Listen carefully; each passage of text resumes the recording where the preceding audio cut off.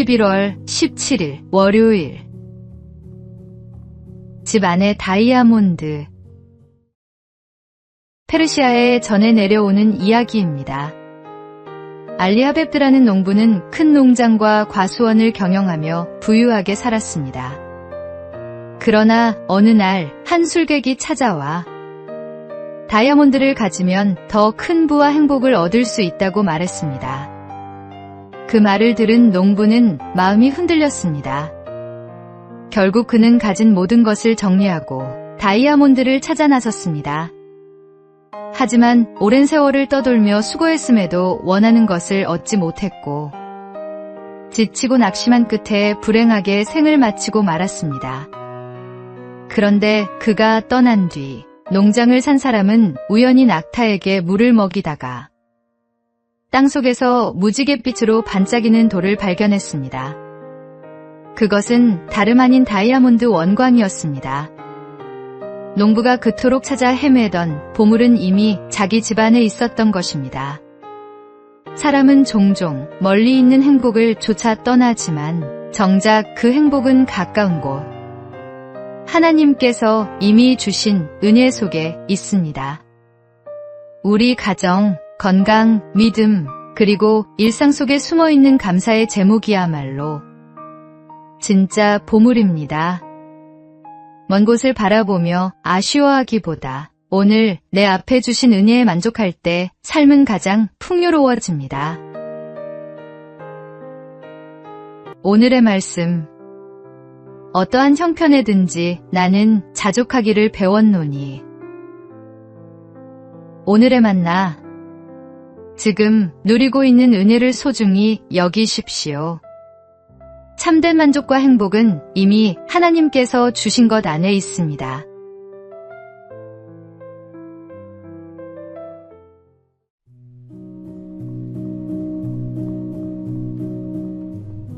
(11월 18일) 화요일. 늦지 않은 사과.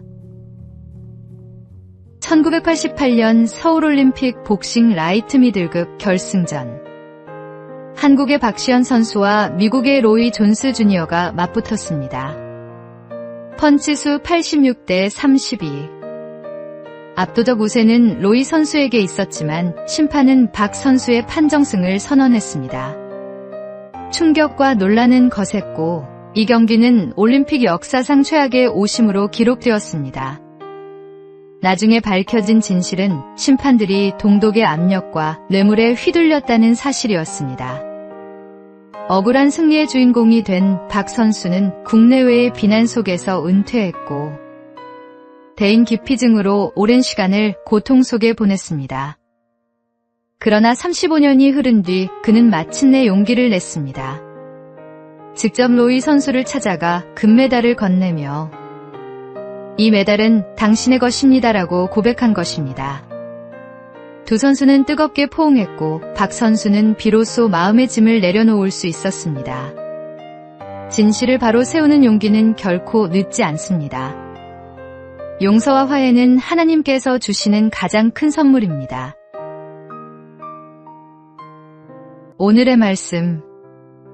용서하라. 그리하여야 하늘에 계신 너희 아버지께서도 너희 허물을 사하여 주시리라 하시니라. 오늘의 만나. 마음속 오래된 짐이 있습니까? 늦었다 생각될 때라도 용기 내어 사과하고 화해하십시오. 그 순간 하나님의 은혜가 임합니다.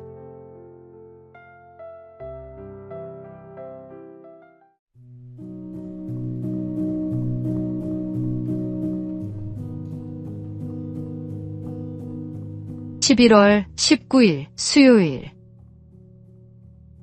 너마저.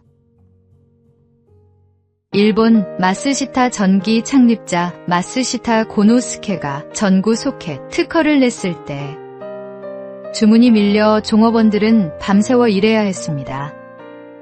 그는 납품 물량을 끝내야 하니 조금만 더 힘내달라고 부탁했습니다. 그러나 그가 자리를 비우자 기계 소리는 하나둘 멎었고 종업원들은 밖으로 나갔습니다. 마지막까지 남아있던 한 직원마저 나가려 할 때 마스시타가 숨을 헐떡이며 돌아왔습니다. 그는 간절히 말했습니다. 내가 그렇게 부탁했는데 게다가 너마저 나가겠다는 거야? 그 순간 직원은 너마저라는 말에 눈물이 핑 돌았습니다. 사장이 자신을 그렇게 믿어주고 있다는 사실이 가슴 깊이 와닿았기 때문입니다. 이 감동은 그를 변화시켰고 그는 훗날 산요 전기의 부사장 구도 세이이치가 되었습니다. 사람의 믿음도 이렇게 큰 힘을 주는데 하물며 우리를 끝까지 믿어주시는 주님의 사랑은 얼마나 놀라운지요. 당신을 믿어주시는 주님의 사랑에 감사하며 충성을 다하십시오. 오늘의 말씀. 나를 능하게 하신 그리스도 예수 우리 주께 내가 감사함은 나를 충성되이 여겨 내게 직분을 맡기심이니. 오늘의 만나. 주님이 당신을 믿고 맡기신 자리를 소중히 여기십시오. 감사로 충성을 다할 때 하나님께서 귀히 쓰십니다.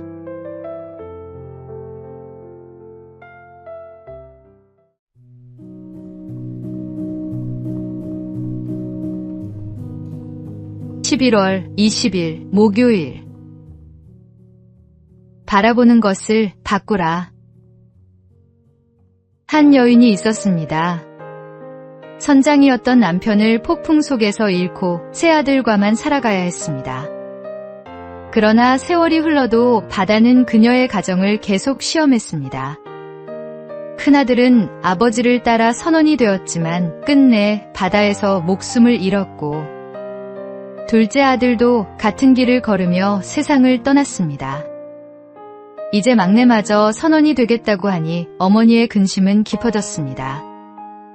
이 사정을 알게 된 목사님이 집을 방문해 말했습니다. 아드님 방에 걸린 그림을 바꾸십시오. 그곳에는 늠름한 선장의 모습과 푸른 바다가 담긴 액자가 걸려 있었습니다. 목사님은 그것 대신 평화로운 농촌 풍경이 담긴 그림을 걸어주었습니다. 세월이 흐른 뒤 가족은 실제로 농촌으로 이주하게 되었고 새로운 삶을 열 수 있었습니다. 바라보는 것이 바뀌어야 새로운 것에 도전할 수 있습니다. 인생의 방향이 달라질 수 있습니다. 하나님을 바라보십시오. 하나님은 그분을 바라보는 자를 닮은 자로 변화시켜 주십니다. 오늘의 말씀. 내가 산을 향하여 눈을 들리라. 나의 도움이 어디서 올까? 나의 도움은 천지를 지으신 여호와에게서로다. 오늘의 만나. 우리가 무엇을 바라보며 사느냐가 우리 인생의 방향을 결정합니다. 오늘 주님을 바라봅시다.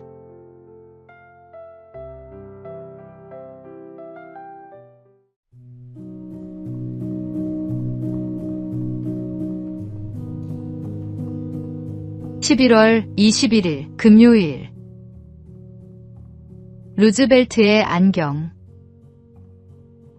미국의 루즈벨트 대통령은 심한 근시로 늘 2개의 안경을 들고 다녔습니다.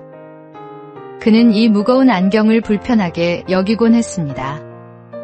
그런데 밀워키에서 연설하던 중 한 청년이 그를 향해 방아쇠를 당겼습니다. 총알은 가슴을 정확히 겨냥했지만 놀랍게도 루즈벨트는 약간의 상처만 입고 살아났습니다.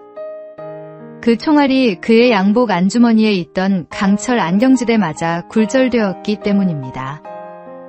평소 귀찮게 여기던 안경이 오히려 그의 생명을 지켜준 것입니다. 우리의 삶에도 이런 일들이 있습니다. 무겁고 귀찮게만 느껴지는 짐이 사실은 우리를 지키는 울타리가 될 수 있습니다. 하나님은 때로 우리가 불편하다 여기는 것을 통해 뜻밖의 은혜를 주십니다. 불필요하게 보이는 약점이 나를 겸손하게 하고 사소해 보이는 것이 위기의 순간 가장 큰 힘이 될 때가 있습니다. 그러므로 작은 불편에도 감사하며 살아가는 사람이 결국 하나님의 보호와 은혜를 경험하게 됩니다. 오늘의 말씀.